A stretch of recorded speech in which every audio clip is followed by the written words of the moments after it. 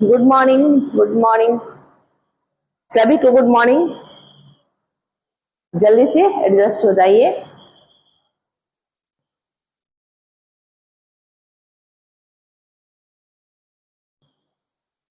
चलिए देखिए, आज हमारी हिस्ट्री की पहली क्लास है। देखिए, हिस्ट्री जो है पढ़ने की या रटने की चीज नहीं है, उसे समझने की चीज है।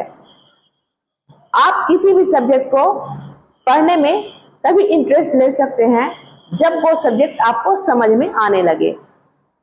जब तक आपको कोई चीज समझ में नहीं आएगा, जब तक आपको कोई सब्जेक्ट समझ में नहीं आएगा, यकीन मानिए वो सब्जेक्ट पढ़ने में आपको मजा नहीं आएगा, मन नहीं लगेगा। तो हिस्ट्री जो है हमारा, वो क्या है? समझने की चीज है। और सच पूछिए तो हिस्ट्री अगर किसी को समझ में आ गया तो उससे ज्यादा इंटरेस्टिंग सब्जेक्ट कोई है ही नहीं।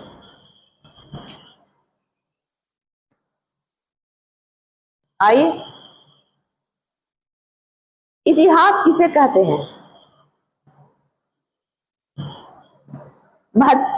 हमारे अतीत में जो भी महत्वपूर्ण घटनाएं घटती है उसे हम लोग क्या कहते हैं? इतिहास कहते हैं। इतिहास किसे कहते हैं?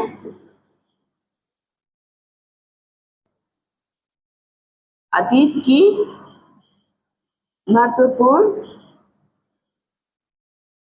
घटनाएं। हमारे अतीत में जो भी महत्वपूर्ण, सारी घटनाएं नहीं, जो महत्वपूर्ण घटनाएं हैं उन्हीं को हम लोग क्या कहेंगे? इतिहास कहेंगे। इतिहास का जनक किसे कहा जाता है? हेरोडोटस को। या इतिहास का पिता किसे कहा जाता है? हेरोडोटस को या हेरोडोटस, जो भी आप लोग बोलिए। पुरातत्व का जनक किसे कहा जाता है? पहले समझिए पुरातत्व क्या होता है। खुदाई के दौरान जो भी पुरानी वस्तुएं हमें मिलती है उसे क्या कहते हैं? पुरातत्व। वो वस्तुएं कितनी साल पुराना है, कितना साल पुराना है, उसका हमारे अतीत में किस चीज में उपयोग होता था, वो किस चीज की बनी है, कितना साल पुराना है, इस सब का पता किस में लगाया जाता है? पुरातत्व के द्वारा। तो पुरातत्व का जनक किसे कहा जाता है? रॉबर्ट ब्रूस फुट को। पुरातत्व का जनक। सिर्फ ब्रूस याद रखिए, ब्रूस को।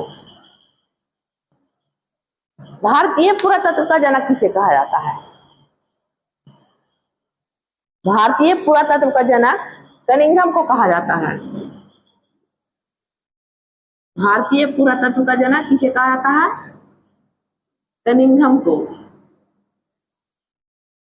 अब एक चीज और याद रखिए आप लोग, यहाँ पे दो नाम है, तो जाहिर सी बात है इन्होंने अलग अलग लेवल पे काम किया हुआ। तो एक अंतरराष्ट्रीय लेवल पे और दूसरे राष्ट्रीय लेवल पे। अंतरराष्ट्रीय लेवल पे काम किसने किया? ब्रूस ने। तो अब बताइए एक चीज, हमारे घर में जो भी कीमती सामान होता है, महंगी वस्तु होती है या बहुमूल्य वस्तु होती है, उसको आप लोग सुरक्षित जगह पे रखते हैं और बहुत ही सेफ्टी से रखते हैं। लेकिन जो वस्तुएं हमारे काम की नहीं होती है उसे आप लोग सेफ्टी से रखते हैं? नहीं रखते हैं। उसी प्रकार खुदाई के दौरान जो भी वस्तुएं मिलती है उसे कहाँ रखा जाता है? संग्रहालय में। संग्रहालय जहाँ पे बहुमूल्य वस्तुओं का क्या किया जाता है? संग्रह किया जाता है, उसे इकट्ठा करके रखा जाता है। तो अंतरराष्ट्रीय संग्रहालय कहाँ है? कोपेनहेगन में। कहाँ है? कोपेनहेगन में। कोपेनहेगन डेनमार्क की राजधानी है। और भारत में इंदिरा गांधी मानव संग्रहालय कहाँ है?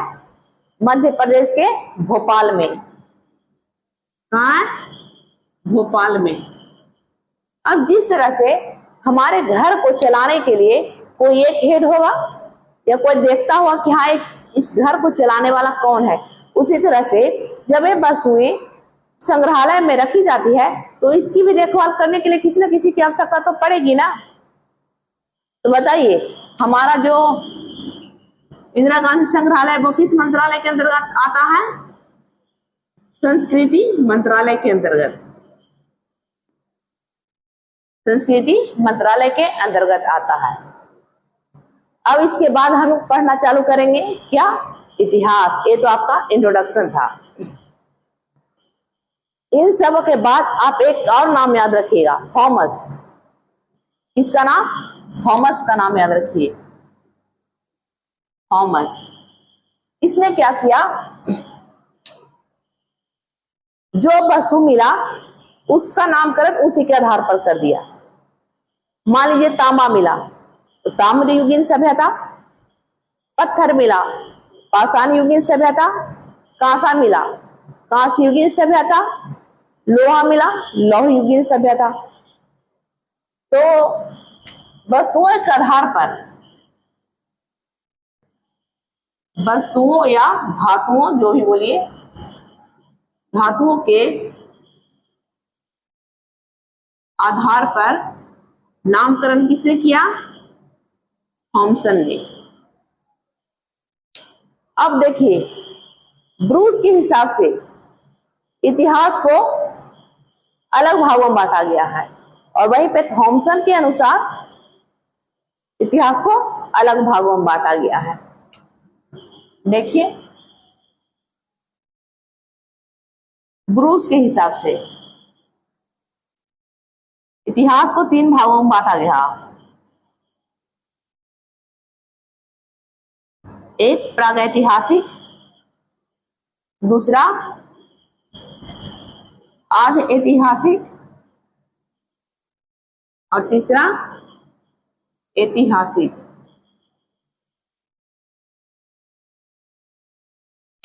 प्रागैतिहासिक क्या होता है? इसमें जो मानव था वो कुछ नहीं जानता था, मतलब कुछ भी नहीं जानता था, न पढ़ना जानता था ना लिखना जानता था, न पढ़ना जानता था नहीं लिखना जानता था। लेकिन आज ऐतिहासिक में वो लिखना तो जानता था पर खुद ही पढ़ना नहीं जानता था। क्या लिखा है, किस भाषा में लिखा है, वो किसी को समझ में ही नहीं आता था। और ऐतिहासिक में इंसान पढ़ना भी जानता है और लिखना भी जानता है। तो हम लोग किस में आते हैं? प्रागैतिहासिक में या आधे ऐतिहासिक में? जी बिल्कुल, हम लोग ऐतिहासिक में आते हैं, क्योंकि ना ही तो हम लोग प्रागैतिहासिक में है और ना ही आधे ऐतिहासिक में है। हम लोग किस में है? ऐतिहासिक में, जहाँ पे हम लोग पढ़ना भी जानते हैं और लिखना भी जानते हैं। अब देखिए, थॉमस के हिसाब से इतिहास को कितने भागों में बांटा गया है। मान लीजिए यहाँ पे पत्थर मिला या तांबा, इसको क्या कह दिया? पाषाण काल। क्या कह दिया? पाषाण काल। यहाँ पे अगर कांसा मिला तो इसे क्या बोल दिया? कांस्य युगीन सभ्यता या कांस्य युगीन। अगर यहाँ पे लोहा मिला तो क्या बोल दिया? लौह युगीन। जो भी सामान जैसे मिला उसके आधार पे इसने क्या कर दिया? उसका नामकरण कर दिया। वैसे भी सबसे पहले कौन सी धातु खोजी गई थी? पत्थर खोजी गई थी, तो उसको हम लोग क्या नाम दे दिए? पाषाण युगीन सभ्यता या पाषाण काल। अब जो ये तीनों सभ्यताएं हैं या जो तीनों युग है उसका भी अलग अलग नामकरण किया गया है। नामकरण करने का मतलब है उसको भी एक समय के हिसाब से एक कालखंड में अलग अलग क्या किया गया है? बांटा गया है। इसके बारे में हम लोग विस्तार से कल पढ़ेंगे। आज के लिए इतना ही। फ्रेंड्स, अगर आप सबको हमारी वीडियो अच्छी लगी तो हमारे चैनल को लाइक और सब्सक्राइब करके हमें मोटिवेट करते रहिए, क्योंकि आपका एक लाइक और एक मोटिवेशन हमें, आपका एक लाइक और एक सब्सक्राइब हमें मोटिवेट करता है। और हम कोशिश करते हैं कि अच्छी से अच्छी कंटेंट लेकर आपके सामने प्रेजेंट हो, जो आपके एग्जाम की दृष्टि से हेल्पफुल साबित हो। Thank you.